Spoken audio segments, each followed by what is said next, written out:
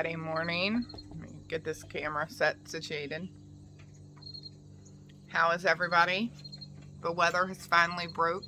It is beautiful. It is not humid at all. Fall is coming. The hummingbirds must know it. They are eating roughly 8 cups of food in a 2.5 day period. Super fast. And I think they have very little help. This week has been eventful. Storms and early dismissals from school and late arrivals to school because of the flooded roads. My property, however, you would not know that it ever rained. It's kind of dry still.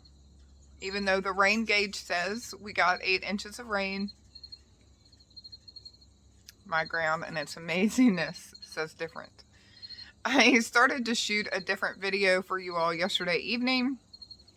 I was going to plant my birthday bushes, and then, well, 1, I ran out of light, but 2, I decided to do something different. So I'll start that video over, and because I want to bring the tractor into the garden and take off the top layer of grass before I have plants that have been in the way of said tractor. Anyway, good morning. My name's Jillian. This is Ourhummingfieldshomestead. If you stuck around this long, keep hanging out with me. We're going to talk about homesteading, what that is, what it means, and all the things. So I went to Google, as we do often when we're looking for things and definitions of things, so that we could discuss this topic. The definition, according to Google, of a homestead is a farm, house, on land. That's basically the definition of homestead. If you Google homesteading, it then tells you it's life of a settler on a homestead. That leaves a lot up for interpretation, right? Are you like a lot of people? I think homesteading is people who aspire or are living off-grid, doing everything on their own home property. They never have to go out into the public for anything. A lot of people think that way. Also, just for context, even a lot of off-gridding people still go into the public for something. No property is gonna give you all of the things all of the time, likely. Plus, we as people need community. We need other people. Our souls crave other people. At least a couple times a year. I mean, some people, there are the occasional people that don't need anybody else. But most of us at least need a little bit. So, that leaves a lot up for interpretation, right? You could, in theory, homestead anywhere. You could live in a studio apartment. You could live in your mom's bedroom, in your mom's house.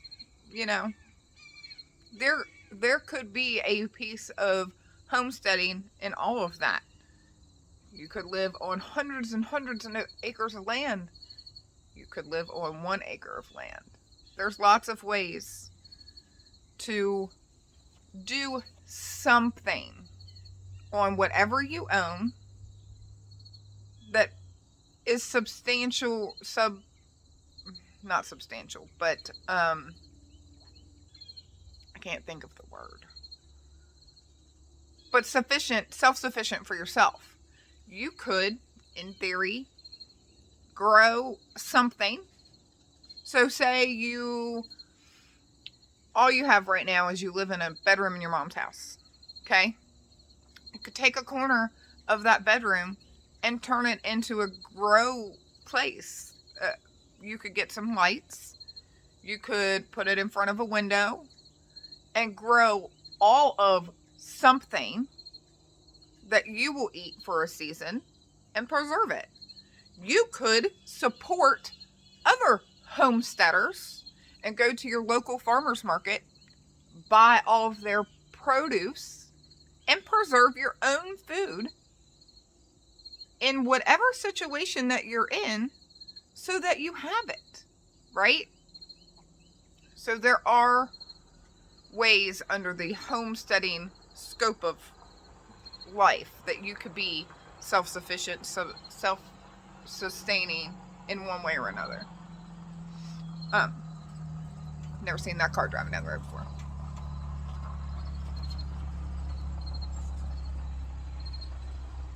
So Google, as it does, leads me down the rabbit hole.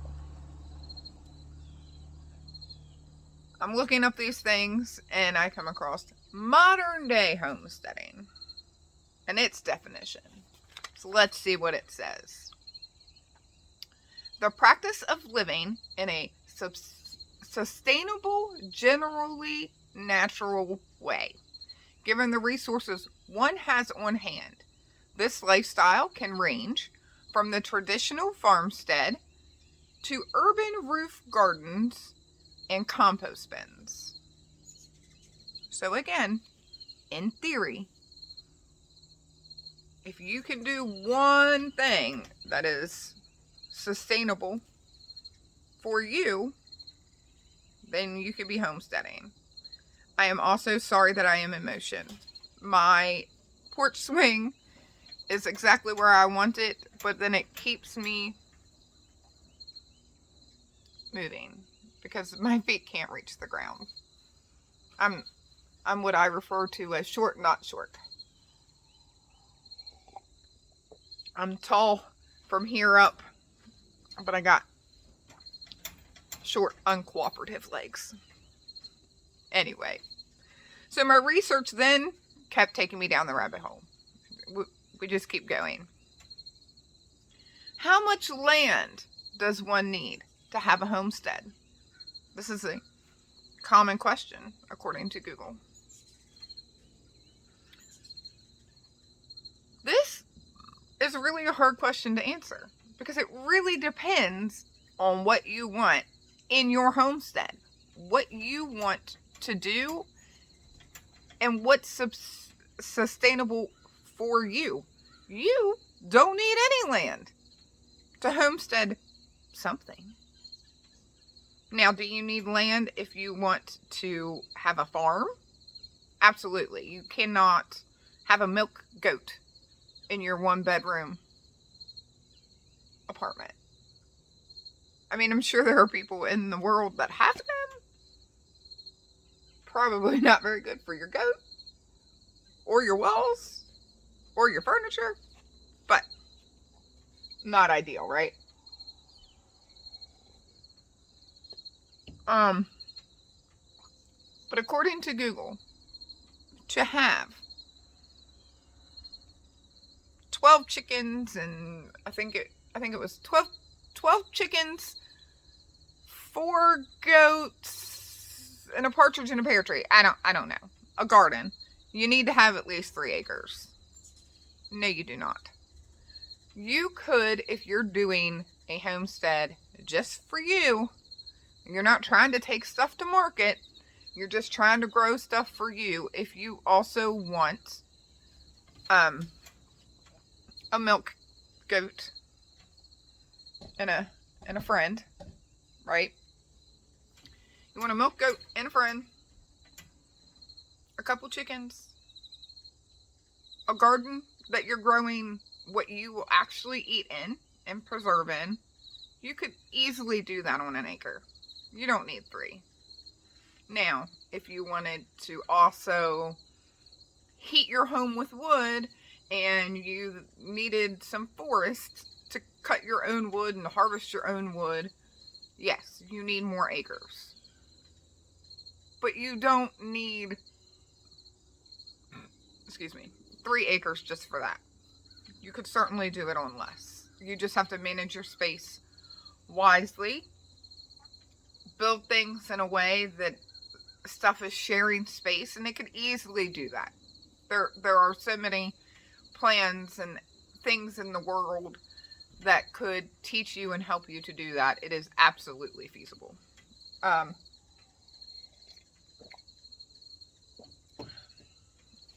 Let's see where else my research took me, because I really went down a rabbit hole.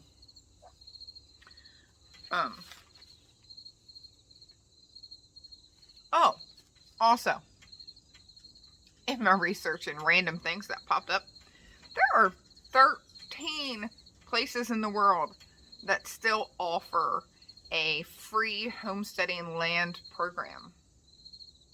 And if you live in Kansas, Minnesota, or Nebraska, and you don't have the means to have your own land, or you're not ready to commit to your own land, I would totally look into those programs, because that could be for you. Or if you aspire to move to any of those states, let's do that.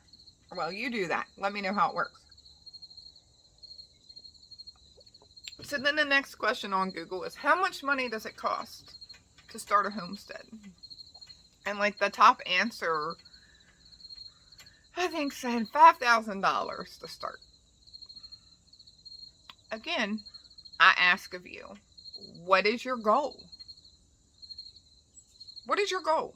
If your goal is to homestead and you're in a place of learning, and you're in a place of you're only doing this for you and your family, it likely won't cost you that to start a homestead, especially if you already have your own land. You can do things in a way that are affordable and make sense to your wallet and to your pocketbook. Maybe you're like us and you're just starting, so you don't want to do anything super permanent or super expensive, because maybe this lifestyle doesn't end up being for you. Maybe you're in a position where you have access to bunches of wood posts, and if you do in this market right now, you're one up on a lot of people. Or an expansive scrap pile of a neighbor that maybe has wood in it, or has leftover fencing in it, or things like that. You could easily build fences on the cheap. We built our fence, only cost us the actual fence. Our fence is built out of pine woods we got out of the forest, and they're dug into the ground. So it overall doesn't have to be that expensive. You can go, and we're going to do this together when it's time to start seeds. You can go to Dollar Tree and get packs of seeds. All those vegetables that grew in my garden this summer came from the Dollar Tree. They're just cheap Dollar Tree packs of seeds. Put them in the ground. Let's see what they do. So, if you wanted to say, grow only your own winter squash, all you need is some dirt and $1 pack of seeds. There, you've started your homestead for $2, right? There are ways to get animals as well, fairly inexpensively. There are always, no matter where you live, people who have started this lifestyle and then find out it is not for them. And those animals then tend to be cheap or free. Therefore, allowing you, if your desire is to have a goat or to have a milk goat, to get that fairly inexpensively. People are giving away roosters all day long. All day. I will never understand that, because to me, you're just giving away free food. I don't get it. If you have an aggressive rooster, why in the world wouldn't he become part of your freezer game? I will never understand it. However, people give away roosters all day long. All day. once we start collecting animals, I will likely have a flock of laying hens and a separated section for just roosters that I have accumulated from people giving them away. Get them good and fat. They can become part of the freezer gang. And it costs me nothing aside from the gas to go get them. Nothing.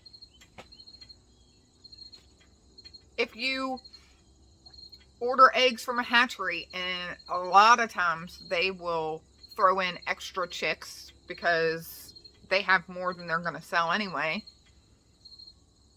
You get extra roosters, just separate them from the rest of your hens. Raise them up, feed them.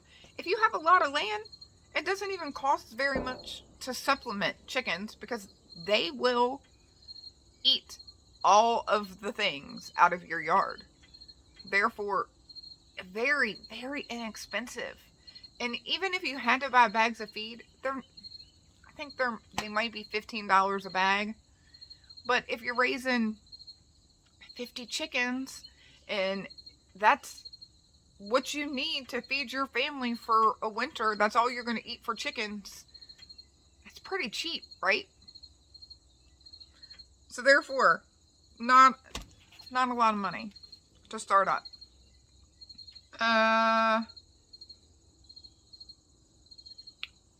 Anyway, you get the idea. There's special auctions all the time for undesirable livestock. You could very easily get a small cow that a farmer doesn't see very much value in because it's not going to get very big. But that could be just enough beef to fill your freezer for a winter, and you got it pretty cheap. You learn how to do animals on the cheap before you start. Maybe your dream, my want is to breed specialized moo-moos. But I also know that I have to learn all about moo-moos before we get to that point. Part of that's going to be getting some cheaper moo-moos to learn how to handle cows, because I've never handled a cow.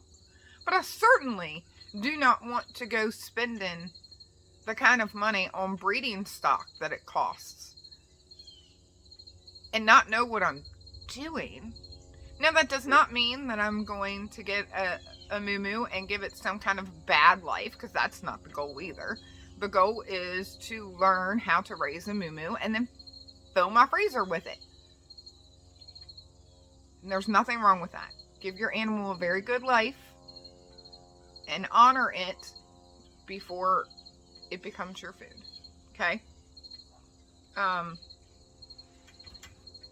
then keep mind of your goals. If your goal is to live off of the land and you want huge expansive fields someday, but your current lifestyle is that you're still in your mama's basement, learn where you are. I wasted so much time not learning, right? Like, even all this time that I thought I had such brown thumbs and I couldn't grow anything because I was doing it wrong, I could have been learning. It costs very little to throw a seed in the ground and see what happens. Watch it, learn, nurture it. Don't nurture it. Some things don't want to be nurtured. Some things want to be left alone. There's no experience that reading and watching videos can take precedence over doing yourself. You just can't. All the beautiful gardens and I think I know how to do that. If the world goes to hell, I'll figure it out. And then you put stuff in the ground and then nothing grows because you wasted that time not learning. I assure you, it's not like everybody makes it look like on YouTube or HGTV or any of the things. And all of the pretty stuff in the background is not what it's all about. It's not. all that pretty stuff that everybody's put in there in their house so their house looks like farmhouses, at some point that came from usable, obtainable items that were needed. They were needed. So a fancy backsplash or fancy coffee cups, none of these things matter if the world goes to shit. Knowing that you can put a seed in the ground and get some fruit off of it might. So I urge you, do something to learn. Know that we are well aware that our homestead, to some people right now, isn't a homestead. It's learning. We are in a learning phase of our life, and we are building and starting that process. And our homestead will likely never be a marketable homestead. That's not our goal. My goal is to grow some food, have a pretty garden, start a business, which my business that I'm going to start doesn't technically require an actual homestead. And then maybe raise some cows and breed them for other people to have beautiful, adorable cows that also are dual or triple purpose. You can have a nice, beautiful cow that also gives you milk, also gives you food, and also is a pleasure to raise and all of the things. And their byproducts will help your garden grow. And the byproducts from your milk can make your cheese and can make you cream, which, by the way, right now is very, very hard to find. In case you haven't noticed, all those farmers that had to throw out all that milk at the beginning of COVID because they couldn't sell it fast enough. And now we can't get cheese and we can't get cream. So, yes, there is just, I urge you to find a way to learn something. Preserve something. Or find a sale. Build your prepper's cabinet. Sometimes that's all we can do. We can make sure that we have enough food to feed our family for a month. If everything goes to total shit and we can't get it, right? That's all I really have for coffee and hummingbirds. I hope you follow along in our journey. Until next time. Bye. Oh, don't forget, could you hit the subscribe button? Share me with your friends. Let's take this journey. Prep, homestead, whatever you want to call it. We'll work on it together.